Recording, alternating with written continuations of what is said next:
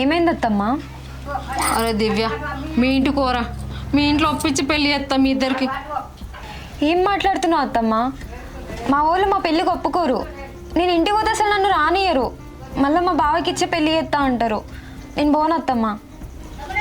దండం పెడతారా? కొంచెం బోర్ అర్థం చేసుకో. ఏమైంది అత్తమ్మా? గిట్లెందుకు మాట్లాడతాను?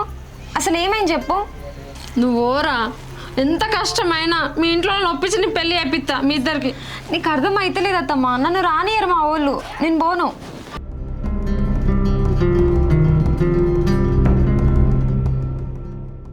మా కోడలు మా ఇంటికి వచ్చిందా, నీ కొడుకుని ఏం చేయం.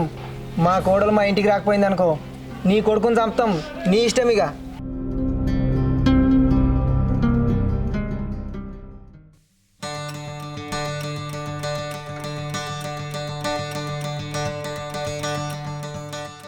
బండి చల్లగుండా ఎప్పుడు ఇంతే, ఎటన్నా పోదామంటే తొవ్వలనే బంద్ పడుతుంది.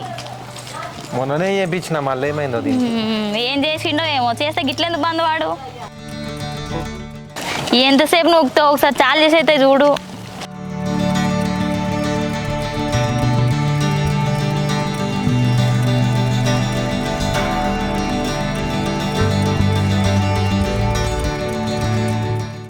ఏమైంది అత్తమ్మా? ఎందుకు తిడుతున్నావు? అసలు మనం మనిషివేనా? నీకు పని రైతుందా?